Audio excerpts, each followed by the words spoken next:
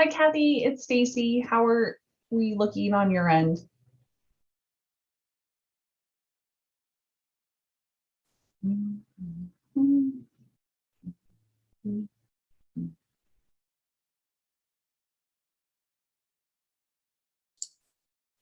Just give me 1 or 2 more minutes and we'll be good. I'll let you know. Perfect. No problem. We actually need one more person to actually join us to have quorum so we can approve the minutes. So everyone get a refill on your coffee and we'll give Kathy 2 minutes to get technical things worked out and we'll get started.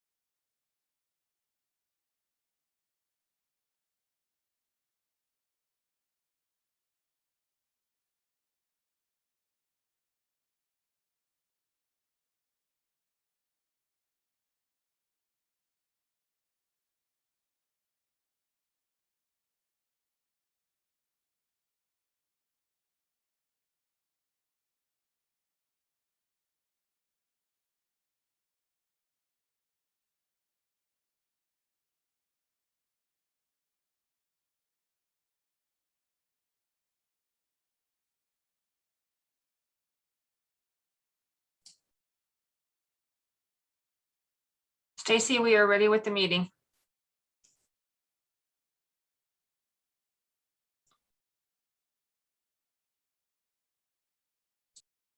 Sorry, would help if I was not on mute. Okay, wonderful. Let me see. Oh, and now that Ms. Harp is here, we have quorum. Wonderful. Well, I'm going to call today's Public Safety and Health Committee meeting to order. Today is November 10th, and we are still meeting virtually as we continue to do so here. And the best place to be to look for all the information to join upcoming committee meetings and agendas and leave comment on items that are open for public comment is to visit the website, the city's website at www.ci.missoula.mt.us/webcast. That is committee meet and council meeting central as we continue to meet virtually. You can also always send us an email at council@ci.missoula.mt.us. And you can leave us a voicemail at 406-552-6012, which gets digitized and sent out to all council members. So as we continue to keep ourselves and our community safe, there are still plenty of ways to be in touch. We will now let Kathy do a quick roll call to take attendance. Stacy Anderson. Present. John Contos. Here. Mirta Becerra. Heather Harp. Here. Jordan Hess. Gwen Jones. She is absent this morning. Okay. Julie Merritt. Present. Jesse Ramos. Amber Sherrill. Present. Sandra Vasica. Present. Brian Losberg. He is absent this morning. Heidi West. Present.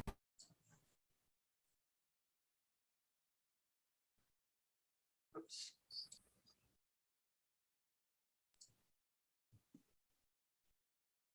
I do think that that shows that we have 7 present, correct?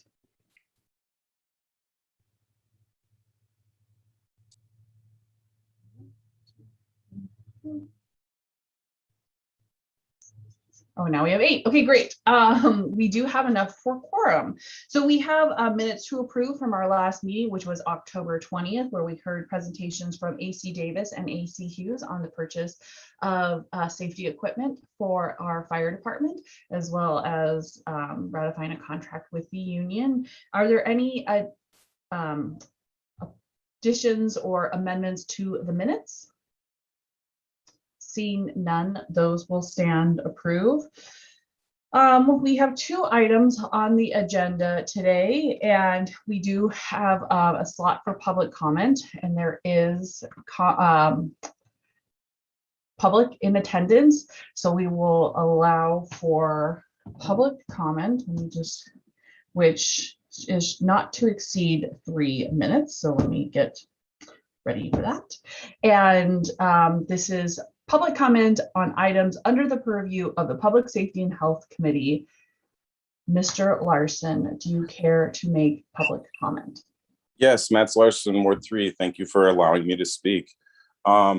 I'd just like to remind the public that there is at least one open or sustained complaint against MPD for not following video camera policy and body camera policy. This is very important for public safety and officer safety, as it de-escalates a lot of events that transpire. I'd like to also get a tally update as far as how many people on the MPD officer role are actually CIT or crisis team certified. Last time I checked, it's 49 out of 116. I think it should be a goal that each of these new officers we add be certified for the CIT, as they're probably going to encounter mental health issues, stuff that the CIT or support team deals with.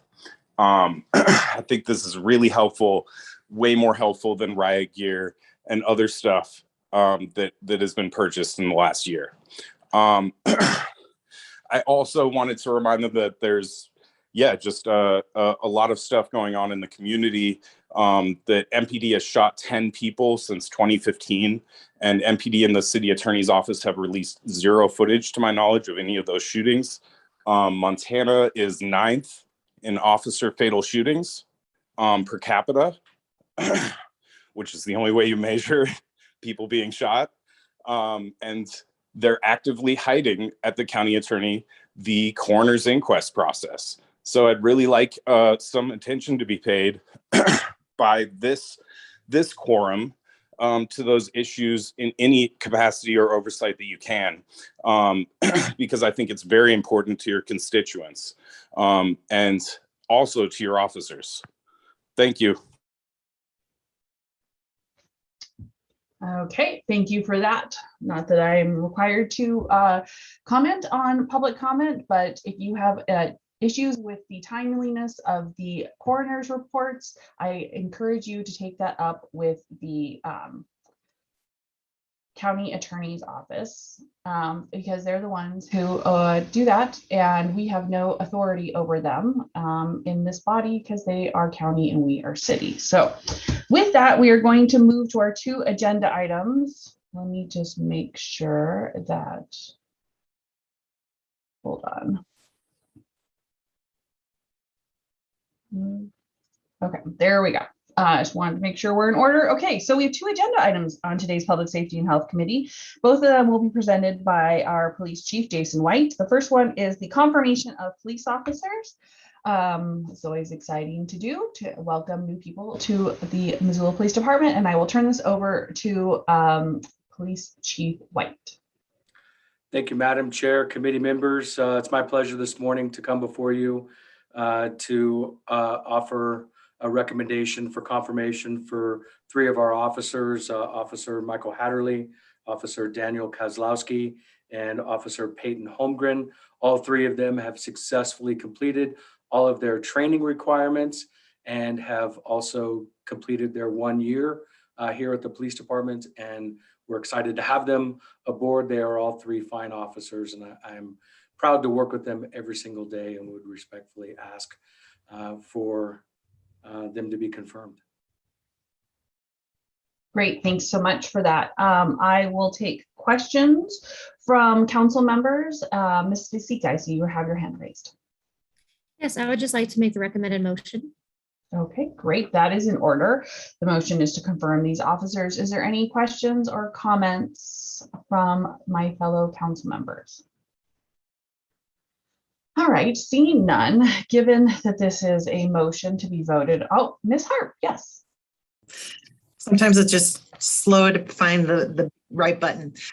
Just really along Sandy's recommendation, I fully support adding 3 new officers to our roster of dedicated public servants. And Chief White, really glad that you're able to bring another slate to us today. Thank you so much for those comments and motion. So Chief White, I do have a question for you. That with the addition of these 3 officers, that brings our force strength to how many officers and how many vacancies do we currently still have that we're looking to fill? So we have currently 117 authorized positions. I have currently 4 officers in the academy that will graduate in December. And I have 3 other officers currently in FTO, but I still am currently sitting on 4 vacancies. So we are at 113. The next academy class begins in January. So our intent is to hire those known vacancies in December so we can get them on board and prepared to start the academy in January. Great. And thanks so much for that information. I do think it's important to, because we don't run our own academy and we send them to we are sort of subject to making sure that we align, and not everything always works out that way. And also in regards to CIT, that is an ongoing process. Also, a part of it is that we do a CIT academy here in Missoula that only, it happened in the late winter, spring of last year. I expect there will be another one. And so that is something that we also have to work on, the timeliness of that and how many slots in it, because it is quite a, I know that Teresa and the folks who put that on, it's a big lift. So that we also try to get as many people through that as possible when those are available. So we support that program 110%, and we use all the slots that we're given. It is an impacted program from a student perspective for slots, and also revenue coming from the state to provide that training. So we support that in getting as many slots as we can. We also provide instructor corps into that training. So we are very heavily involved in that, and we'll continue to support that and get as many people through as we can.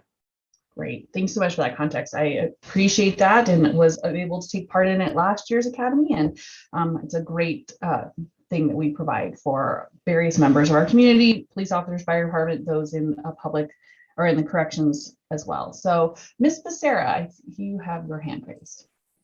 Yeah, similar questions. I guess per our population numbers, what is the recommended number of officers that we should have to meet standards or be at a recommended level?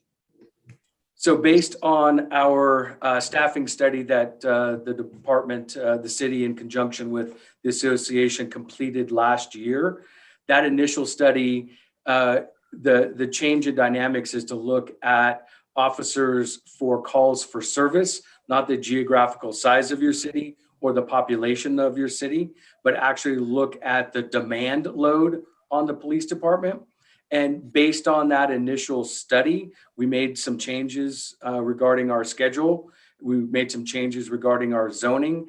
And the recommendation at the time with that report was to take a look at our current strength, put it into this new formula, and reevaluate it after we've had a little bit of time to look at how this new model functions for us, and do some other organizational changes regarding how we assign our people and that type of thing. We've implemented all of that. We did that in February, so we are currently 8-9 months into that process, and so we want to give it a year to look at to say yes, we need additional personnel, or that we are fine where we are with our current staffing. Okay. But is that number close to the 117, or you still don't know if you're going to need a significant increase in force? If we take a look at what we're currently dealing with our calls for service and our staffing levels, there could well be an ask for some additional personnel next year. Okay, and just one additional question. And the other piece to that is because of the delay that we have in getting new officers into the academy, we have to sit on vacancies for a little bit of time. So in order to actually staff 117 currently active duty in the field, being able to hire more people so that we can account for that attrition and delay in the training process at the state level. Great. I have two more additional questions, if that's okay, Madam Chair. Yes, speak briefly. We got started a little late and yeah. Just wondering if the hiring process has been amended or changed to ensure that we are recruiting for diversity in the workforce, in the police force, I mean. By that, I mean demographic, just racial composition, demographics, more women, police officers, etc. Absolutely. We initiated a new recruitment program this past year. We have gone to a lot more nimble and agile online platform that allows us to engage with potential candidates in a much more timely fashion. So it's direct communication with our recruiters. We have also, with the lift of some of the pandemic restrictions, have been able to get out to job and recruitment fairs in a lot of different communities outside of Missoula. And so we've made a focus and an effort at looking at all of those things that you asked about. That's great. And last, I just want to know, the CIT training that we do locally, is that something that at a national level, the academy is looking at incorporating into what an officer has to learn before? I guess I'm trying to figure out if that's something that we're doing only locally, or is that something that can also be expected to be part of the training in the academy? So I can't speak as to what the academy at the state level is doing. I know that our officers receive some training in the basic CIT premise, but the CIT course is a specific 40-hour certification course to really hone in on those skills. But I know some of those basic pillars of de-escalation, communication, and those types of things are incorporated into the Montana Basic Academy. Great. Thank you so much, Chief White.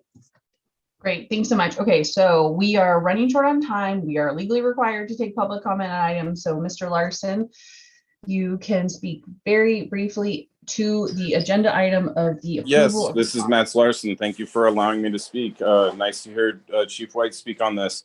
If you guys refer to the Missoulian article from last year where Officer Odlin retired or was announcing his retirement, he's worked there for about 20 years at MPD. It was around 50 officers 20 years ago.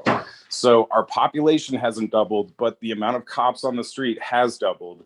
This is now the largest union in the city of city employees when you include all the administrative and all the officers together. It's 35% of the budget. It's over $18.4 million per year. All I'm asking for and all I'm saying is please divert funding to CIT training and make it happen more than once a year. It's up to us.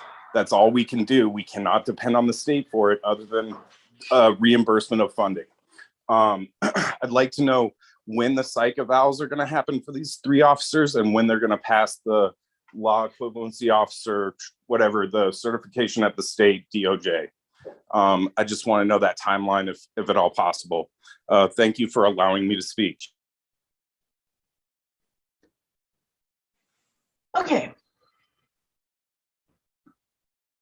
Okay, so we have had a motion on the floor. We've had public comment. We will now take a roll call vote on the item that is on the floor. Kathy, if you could help with that, that'd be great. Stacey Anderson, Yes. John Contos, Yes. Mirta Becerra, Yes. Heather Harp, Yes. Julie Merritt, Yes. Amber Sherrill,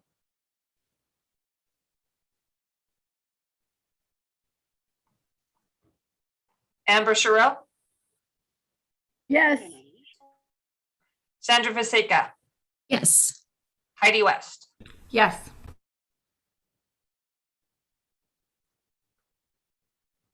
Great. I do Motion. believe- Motion passed. Yes, 8 yeses and 0 nos. Perfect, great. Okay, moving on to our second agenda item, which also will be presented by Chief White, which is the approval of purchase of decontamination equipment. Chief White, I'll let you present on this. Thank you, Madam Chair, committee members.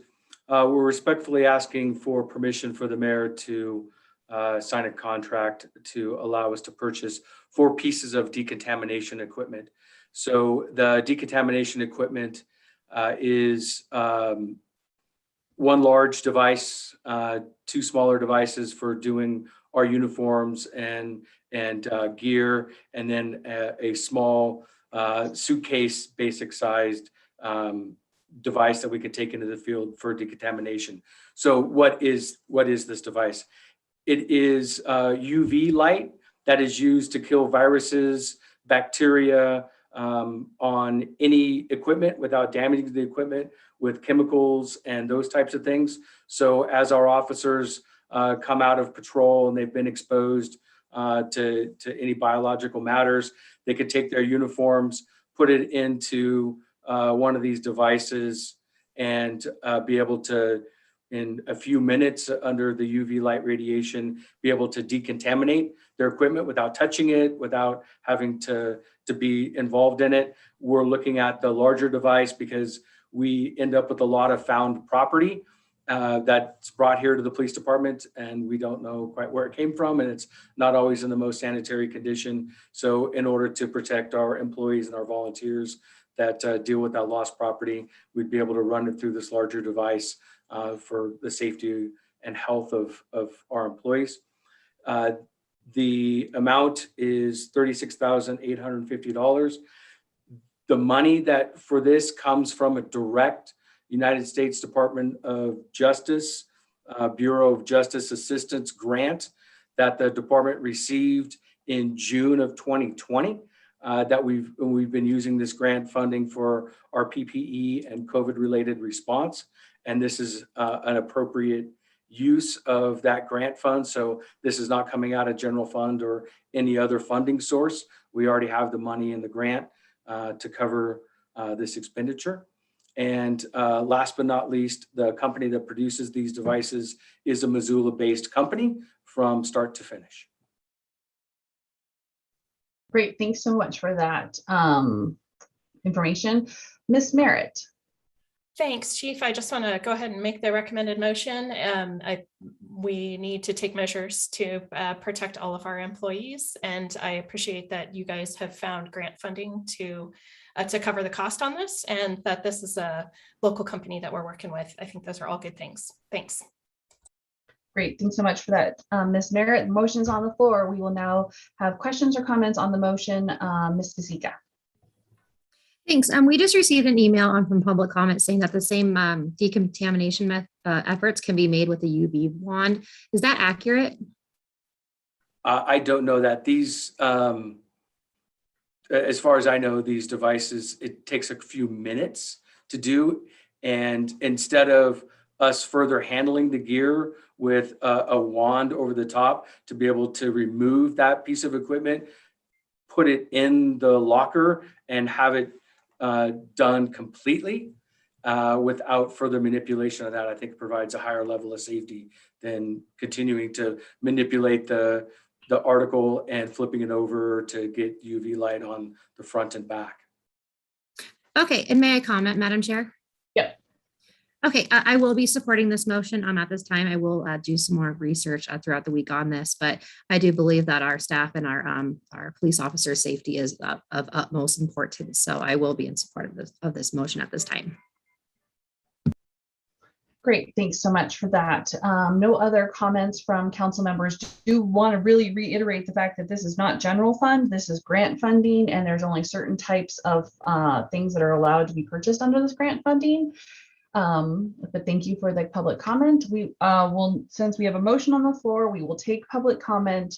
Mr. Larson, you may make comment on this particular agenda item. Yes, Matt Larson, Ward 3. Thank you again for allowing me to speak. I do believe that this is superfluous equipment. And if it is so useful, then why are we purchasing the used entry kit from Gallatin County? This is totally just overpriced hocus pocus gear that, you know, we could actually reconstruct or use and get a bid out. Actually, I'd like to see where the bid was for this thing, because you can probably acquire this equipment for half the cost of this, I think. But I don't know. I'd love to see what Sandra Vaseka learns in the next week about this company. I believe it actually has roots in Washington, but it is incorporated with the state. But the owners are, yeah. Anyway, great. Thanks. Okay, we also have additional public comment. I'm hoping I say this right. Kayla Tripp. You should be able to make comment now. It's actually Kyla Tripp. Can you hear me? Kyla, thank you. Yep. So I was actually the one commenting on the UV wand. I do agree that public safety is definitely important, especially for our officers. However, I agree that this spending on this equipment, although it is grant money, I think you're being duped. I think it would be better to spend money on PPE rather than this like UV containment device. I am a sterile compounding pharmacist. I am more than well aware of material handling and UV sanitation, and the same thing can be achieved with cleaners, alcohol wipes, and again, a UV wand. I would like to point out that you are still handling all of these devices as you're wearing them, as you're getting in and out of your cars, as people are bringing these in. You're not decreasing any amount of touch contamination. It's just kind of, I would recommend spending your money elsewhere. As I said, I do think that public safety is important, but I don't think that you're achieving anything by spending money on this equipment. And I would actually recommend maybe having somebody come in and evaluate your material handling protocol to help enhance that using what materials you already have on hand. I can see that we work on a budget here, and we can achieve nearly, ISO 5 classification environment without using any of these very expensive devices. Thank you for your time. Okay, thanks for the public comment. All right, folks, we have a motion on the floor. Oh, sorry. Let's see. I feel like the things have moved around on my screen to allow folks in and out of our meeting. Okay, so we have a motion on the floor. There's been public comment. We will now, oh, wait, hold on. I see Ms. Vaseka. Is your hand still raised? No, after hearing Kyla's public comment on that, I think I'm gonna have to vote no on this one at this time. I'm gonna do some more research and maybe follow up with Kyla on this. Okay, sounds great. Chief White, would you like an opportunity to provide any additional context? You will have an additional opportunity on Monday, given this will be now on committee report because it's not passed by unanimous consent. Just to let you know, we have reached out to the other agencies in the state that are using this device, and that they have found it to be successful in their law enforcement world. And we did our due diligence in researching whether or not this would work for us, and we found that it would, and we have an appropriate funding source to purchase the equipment. Great. Okay, sounds good. Thanks so much for that, everybody. With that, we will take a vote on the recommended motion. Kathy, if you could help with that, that'd be great. Stacy Anderson, Yes. John Contos, Yes. Mirta Becerra, Yes. Heather Harp, Yes. Julie Merritt, Yes. Amber Sherrill, Looks Amber, like we're dropped off. yeah. Thanks, Julie. Sandra Vaseka, No. Heidi West. Yes.